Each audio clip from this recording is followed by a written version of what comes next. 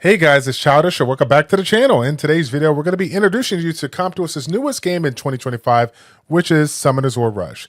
This is a mixture between an idle RPG and a tower defense mode. They're bringing in two different genres to give you exactly what you've been looking for. So in today's video, what we're going to be focused on is just introducing you to the game Summoners War Rush, as well as give you guys a little sneak peek from the developers here by providing some Q&A that we have collected in the last 2 weeks playing this game. So again, without further ado, let's go ahead and jump into it. Now, the first thing I want to show you guys is going to be the idle RPG aspect of the game. This is by far the most important part of Summoners War Rush because this is where we're going to be collecting our AFK rewards. And as you guys might have guessed, the stronger our team, the farther we can move through the content, being able to challenge the hardest bosses this game has to offer. And if we're able to do that and clear them, we're going to be hitting new stages, which allow us to get ourselves higher AFK rewards. Okay, so in addition to that, not only are we going to be collecting XP for our monsters, but we're also going to be collecting magic ores, which is going to give us gear and improve our stats as well. The next thing I'm going to show you is probably one of the coolest concepts of Summoners War Rush, which of course is the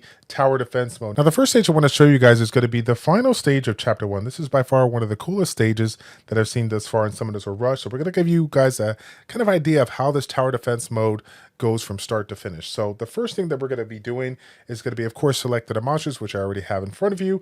In addition to that, I'm also going to have a chance to go ahead and select which support skill that I'm going to be using. And in this game, Summoners War Rush, not only are we going to have ourselves our specific monsters laid out doing damage and providing support, but we're also going to have the opportunity to utilize a limited skill in the lineup here for a couple of turns here. So as you guys can see right now, the ones that I have available is going to be Blessing of War, providing a little damage boost, but we're also going to have a skill called Glacial Rain that's going to provide an AoE, or essentially like a blizzard, in order to do a little bit more damage and provide a freeze for 2.5 seconds. So I'm going to use the Blizzard or the Glacial Rain skill, and I'm going to go ahead and jump into the match here. Now, the cool thing about Summoners War Rush is that they're not just going to jump you into the tower defense mode without having a little bit of time to set up and kind of figure out your strategy. Again, as you guys can see, we have a blended amount of units kind of in here with some support and of course damage, but most importantly, we got them set up in such a way for us to get the most value here. Okay, I got some of my strongest damage dealers in the middle because, as you guys can see right now, they kind of got this little path in a spiral effect. So I'm looking to provide a lot of damage as much as possible here. So I'm looking to bring in some of my damage dealers in the middle so I can get as much value as possible as the monsters go through. So what we're going to do is we're going to start it off, and I'm going to show you guys how everything goes down here. Once you start it off, we're going to have a handful of ways kind of clearing through it.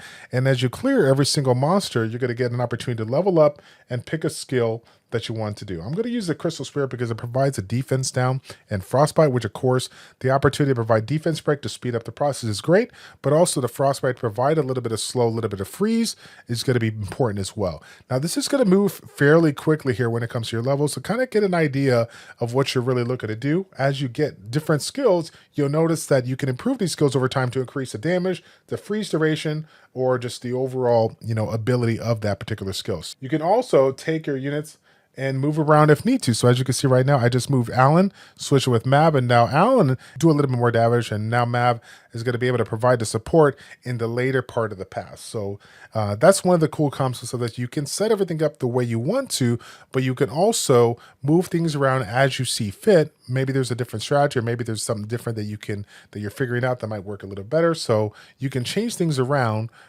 as the tower defense mode unfolds here. So again, we're just about at the very end of the waves right now. We're sitting here at wave 7 of 8 with, of course, a lot of monsters coming through. Now we have hit level 14 here, so we're going to work on that surface blast. Again, I really like focusing on 2 to 3 skills and then going ahead and just kind of maxing those out because I think they provide us the most value here.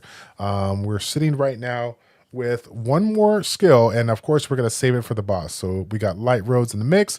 You can see right there we have some debuffs on that boss here. So we're doing really good. We obviously cleared it really easy because, again, this is something that I've already 3-starred here. But as you guys might have guessed, the first time that I went through this stage, it was really challenging and I barely made it through. So one of the things that I want to remind you when it comes to setting up your team is that not only is it important to have, some of the strongest monsters in the game, but it's also important to provide a team with a lot of synergy. You want a mixture of course, buffs and debuffs, okay? Damage and support. You don't want to go all through through, full damage or full support, because you need a little bit of blend when it comes to your team in order for you guys to successfully get through the content. Again, one of the cool things about Summoners War Rush is not only are you going to move to the content and get some rewards, but as you guys can see, not only do they have regular rewards, but they also have characters here. One of the characters is, of course, Ariel, which you'll be able to get in the game. So you'll definitely be able to get quite a variety of Summoners War characters as you progress through Summoners War Rush. Okay, so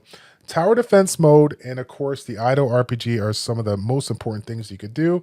And of course, there's going to be different types of dungeons, different types of things you can do along the way to get yourself a wide variety of resources to improve your monsters, improve your stats, improve your gear, so on and so forth. So now, one of the things that I want to talk to you guys about to finish off the video, again, is to give you guys a little bit of feedback from the developers themselves. I was blessed with the opportunity to check in with my community and share the Summoners War game with them. They were able to give me some feedback on the game, as well as have some questions for the developers alongside with me. We sent those to the developers, and they responded back with a couple of answers. So what I'm going to do for you now is give you guys 10 questions that we provided from our Summoners War community, and then let you guys know the answers that they provided at the end here. So first question that we got here is going to be, what is your goal on making Summoners War Rush unique versus the other idle tower defense games out there? And Comtuous responses was the idle stages and the Sky Island defense or tower defense mode is closely intertwined. Users can play idle stages in the background while simultaneously tackling the tower defense. More idle rewards become available depending on the Sky Island defense progress, and more Sky Island defense resources drop based on the stage progress. So they're offering the endless fun of progression. Sky Island defense is designed to overcome some shortcomings in clearing stages through strategic deck builds, skill cards, and support skills. We hope that you enjoy the content in a variety of ways. So again, as you guys can see, you can't just do one or the other. It's very important to do both, basically, genres or modes, so that you can be able to climb in the game as high as possible. Okay. The second question that we got for the developers is, the gameplay mode is zoomed out, not allowing people to see the unique artwork and design of the characters. What are some of the options that you will provide to make the game visually appealing? Okay, so their response is that there are 3 camera views, allowing you to see the monsters up close or from a distance. When you visit the monster menu, you can explore the charming artwork of the Legends monsters in both 2D and 3D. So again, taking a look at the bottom left of the screen, you'll see that little camera.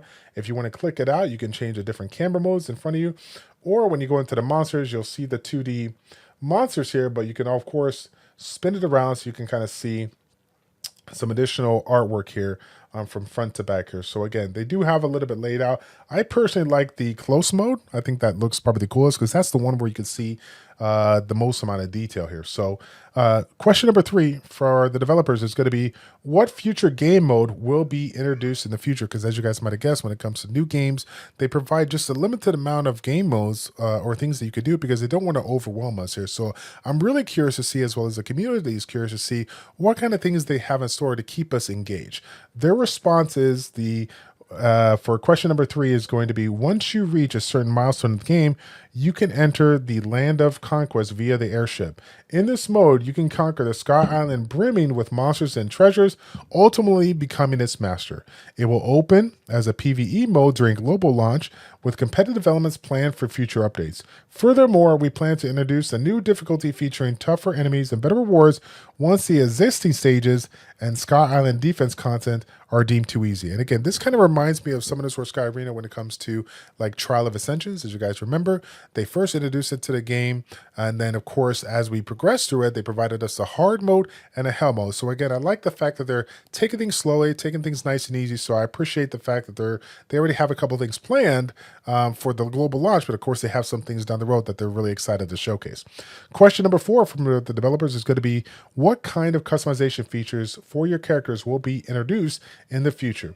And as of right now, they said, currently we do not have any plans to add customization for the individual monsters, which of course is, that's their answer here. Now, I will say this, while I'm a little sad at the fact they didn't have the customization, I'm really actually glad that they're not super focused on customization of the monsters, because as much as we love Summoners War skins and whatnot through all the games that we played in the Summoners War franchise, the focus is to make sure that the global launch is successful and the game is polished. So focus on the core concepts of the game, which is what they're doing, and I absolutely love it. Question number 5 for the developers is going to be, do the devs consider the game to be free-to-play plenty? And as you guys might have guessed, Summoners War Sky Arena is the gold standard of turn-based RPGs, not only for the fact that it's just an amazing game, but it's probably one of the most free-to-play friendly games ever made. Now, their response for that is going to be, users can earn a large amount of crystals daily and weekly through various in-game modes and events, even without making in-app purchases. These crystals can be used on any raid-up summon, which is obviously really, really good. So very excited to see that. In addition to that, one of the coolest things that we have, as you guys can see in the top right corner of the screen, is that we have the opportunity for summoning rows. So I want to make this, make a little comment here as well, because as you jump into the game, you get a chance to check in every day. You're going to be able to collect yourself some additional monsters. So this is going to be the opportunity for you to analyze every single legend character on this list here and figure out which one is going to provide you the most bang for your buck there. Okay. Now, question number 6 for the developers is going to be, the Summoners War IP is known for providing amazing in-game events and rewards for all players. Will the game provide the necessary events to keep the free-to-play community content within the game? Their response is going to be, we offer the large-scale campaign events each season on a monthly cycle, featuring engaging missions and various awards. Season 1 through 4 will be included at the time of global release, so we can anticipate a significantly large amount of playable content and rewards. In addition, we plan to run a regular milestones events every 7 to 14 days. We have been striving to balance the gameplay and rewards and item rewards so that both free-to-play users and those with limited time can continue to enjoy the game without feeling left out, which is great because, again, that is the core community of games like this. It's generally free-to-play games, but they obviously have to make sure that everything is balanced between the free-to-play and the non-free-to-play, so I can respect that. Now, question number 7 is going to be, how much of an impact does character formation have in clearing content in Summoners War Rush? Because, again, as you guys know, when it comes to Summoners War Rush, it's not just about getting the best monsters or creating the most synergistic team. The formation is crucial for you to have the strongest basically setup possible in order to slow down those monsters, take them down, and be able to get to that boss battle and take them over, right? So the answer for the developers is going to be, the brute forcing stages with high CP or combat power may work, but deploying the monsters that exploit a boss's weakness can help you clear stages more efficiently. We plan to add convenient features that provides more information on boss weaknesses, as well as some recommended monsters. So again, I will say this just from my personal experience. I climbed up through the ranks in the chapter 1 of the Towers of S1, and I want to say about stage 4 or chapter 1, stage 4 is when I really realized that I really need to kind of look at my units, figure out a formation, figure out some synergy. Otherwise, it was a very challenging match. So I can respect the fact that they made it naturally challenging, but again, they are stating that you're going to have to take the time to learn the monsters, learn what you got to do so that you can, clear the content as far as possible, right? Question number 8 for the developers is, how many servers are you planning on having in Summoners War Rush? And will the people in Thailand who have started the game a little bit before the global launch have their servers reset when the game goes global? So their response is that the servers will be divided into 9 languages, with each language hosting about 100 servers. The Thai servers will not be reset at the time of global release, which again, I can respect it because that was kind of their area that they did a soft launch. And again, keep in mind that that is a separate server from the global servers. So you guys are all going to be starting fresh and even and fair. So I'm really happy that they did that and allowed the Thai servers to stay as they are, because they've had the game for, of course, a couple of weeks here now. Question number 9 for the developers is going to be, will there be a limited banner for units to summon in Summoners War Rush? And of course, as you guys already know, they plan on introducing the limited time raid-up monsters and critters bi-weekly or tri-weekly. Crystals and raid-up summon tickets can be used to summon these companions. So again, this is going to be something they're going to be using very frequently. So if you're not fortunate enough to get a specific unit, definitely save your resources so that you can go ahead and pull the unit you are looking for, or pull the critter you are looking for. Last but not least, question number 10 is going to be, what improvements can be made to the Dragon Nest dungeon to make it not solely be focused on damage to clear stages? Okay, so again, if you guys haven't seen that, If you go to the Sky Island right now, as you progress to Guide Mission 200, the opportunity to go through Dragon Nest is going to be good. And this is a damage-based dungeon that, of course, I have not checked out here, but I've been able to see a lot of footage for Summoners War Rush over the last 2 weeks here. And it's a pretty cool concept when it comes to, again, team strategy, synergy, and whatnot. Yeah, well, it's going to be an opportunity for you here. Now, their response is the Dragon's Nest is designed essentially as a damage-based competition. New strategic and competitive elements will be introduced to the defense via the defense challenge and, of course, the land of conquest.